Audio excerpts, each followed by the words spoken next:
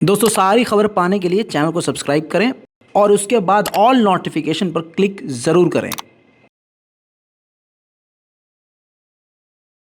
आफ्ताब पूनावाला पर बहुत नंगा नाच हुआ, लेकिन आज जिस खबर को छुपाया जा रहा है आपके सामने बता रहा हूं और ला रहा हूं, क्योंकि आज की यह हकीकत है।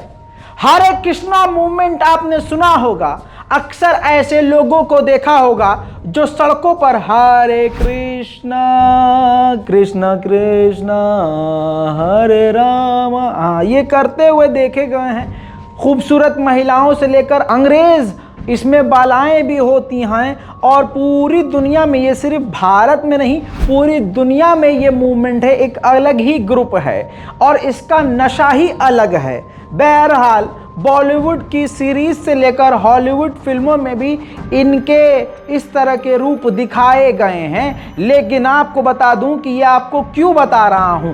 भक्त बना हथियारा जो इस मूवमेंट से जुड़े होते हैं बहुत ही शांत स्वभाव के होते हैं, हिंसा नहीं करते हैं, लेकिन ऐसा क्या हुआ कि एक भक्त हथियारा बन गया और उसने अपनी सगी ताई को टुकड़े टुकड़े कर दिया। दोस्तों इसके अंदर अंधभक्तों की औकात आपको बताऊंगा और अभी जो चल रहा है जिसे बेशरम रंग बताया जा रहा है और ऑरेंज रंग पहनने पर बहुत बवाल किया जा रहा है और बाइकॉट पठान किया जा रहा है। इस खबर में सभी रंग हैं दोस्तों, खास रंग पहनने वाले की ही ये कहानी है। जिस रंग की वजह से बवाल हो रहा है उसी रंग के धर्म वालों की ही ये कहानी है। मामला दोस्तों जयपुर का है। जयपुर के एक शख्स, जी हाँ, जो इस मूवमेंट से जुड़े हुए थे, हरे कृष्णा मूवमेंट से, जिस शख्स का नाम अनुज शर्मा, उसको ताई ने, क्योंकि घर में कोई था नहीं तो ताई ने मना कर दिया कि तुम उस कीर्तन में, जहां दिल्ली में उसको जाना था कीर्तन में, हरे कृष्णा मूवमेंट के कीर्तन में, इस भक्त को वहां जाना था। ताई ने सिर्फ मना कर दिया कि मैं बेटा घर पे अकेली हूं। बूढ़ी 60 साल की बुढ़िया ताई सरोज शर्मा ने मना कर दिया कि बेटा तू मत जा, मैं घर पे अकेली कैसे रहूंगी। ये बात उस भक्त को इतनी बुरी लगी, इतनी ज्यादा बुरी लगी कि उसने अपनी ताई के सिर पर हमला कर दिया, सर फोड़ डाला, बार बार फोड़ा, सर को चकनाचूर कर दिया। अपनी सगी ताई सरोज शर्मा को किचन में उनका सर फोड़कर कत्ल करने के बाद उनको घसीटकर बाथरूम में अनुज शर्मा लेके गया। फिर इसके बाद न जाने उसको किस धर्म ने, उसको किस ग्रुप ने, खास जिस ग्रुप में वो जुड़ा हुआ था, कहां से वो तालीम लेके आया था, कौन से मदरसे से वो पढ़कर आया था, आखिर वो कौन से धर्म से जुड़ा हुआ था कि उसका दिमाग यहां पर गया कि उसने सोचा कि अपनी ताई के लाश के कई टुकड़े कर दें। उसने चाकू से काटा तो सही, लेकिन हड्डी नहीं कट पाई। जब हड्डी नहीं कटी तो मार्केट दौड़ता हुआ गया अनुज शर्मा और मार्बल कटर, जिससे मार्बल काटा जाता है, वो कटर, इलेक्ट्रिक कटर जो होता है, वो लेके आया। उससे अपनी ताई के बॉडी के 8 टुकड़े कर डाले। इतना ही नहीं, इसके बाद जिहादियों की अटैची भी यहां पर इन्वॉल्व होती है।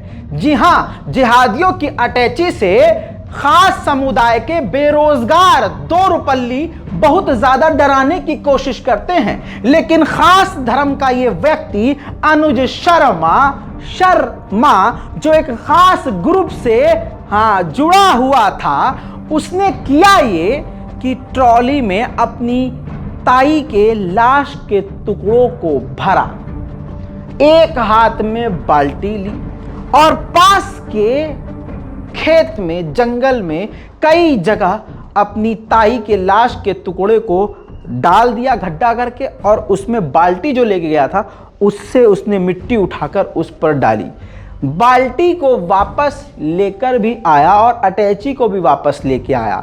बाथरूम में उस अटैची को उसने धोया भी, सूटकेस को धोया भी। दोस्तों स्क्रीन पर आपके ये है प्रूफ, जिसके अंदर दैनिक भास्कर में कई अहम बातें लिखी हुई हैं। कत्ल करने के बाद अपनी ताई का देखिए किस तरह से पाप धोने ये लोग चले जाते हैं हरिद्वार चला गया।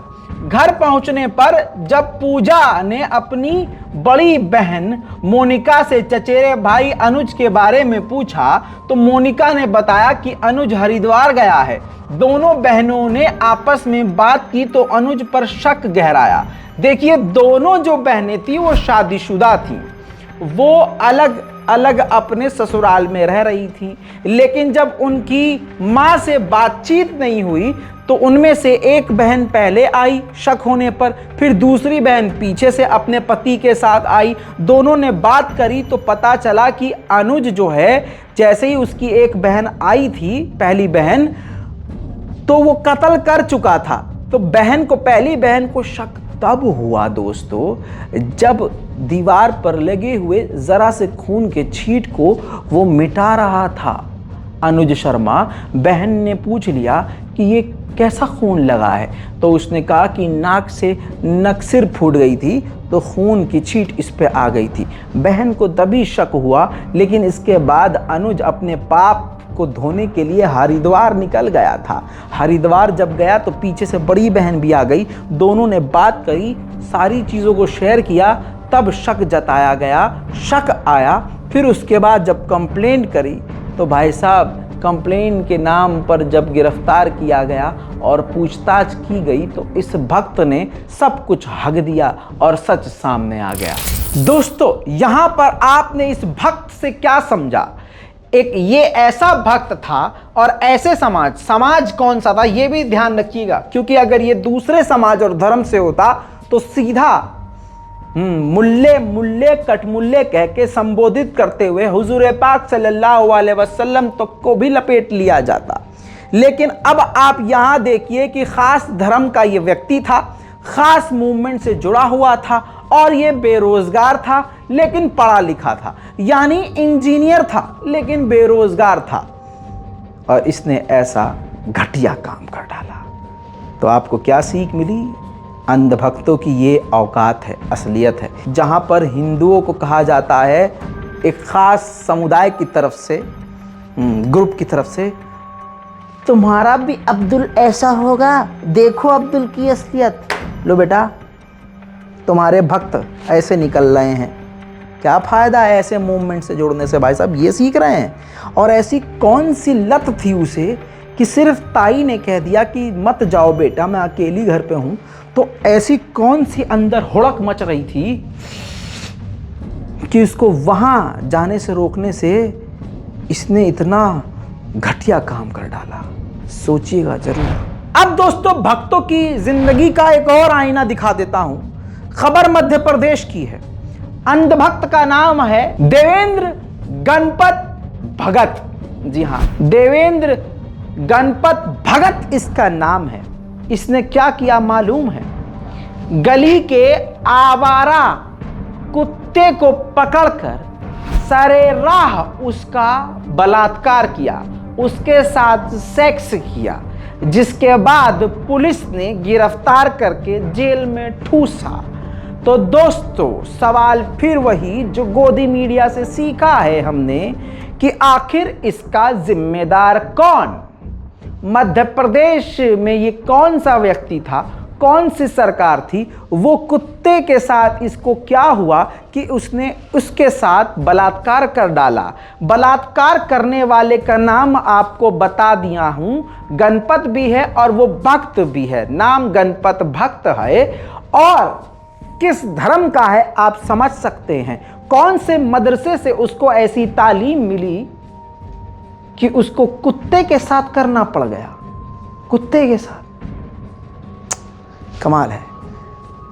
वो तो अच्छा हुआ अब्दुल नहीं है, मुसलमान नाम नहीं है, वरना गोदी मीडिया में ये प्राइम टाइम डिबेट होता। तो दोस्तों, इस रिपोर्ट में अंधभक्तों की औकात मैंने आपको बता दी है। ये औकात है अंधभक्तों तुम्हारी। तुम रंगों को भी बीच में ले आए हो, नफरत की इतनी इंतहा कि अपने गरिबान में झांकना छोड़ दिया, लेकिन सबसे गंदा गरिबान तुम्हारा है। जय हिंद।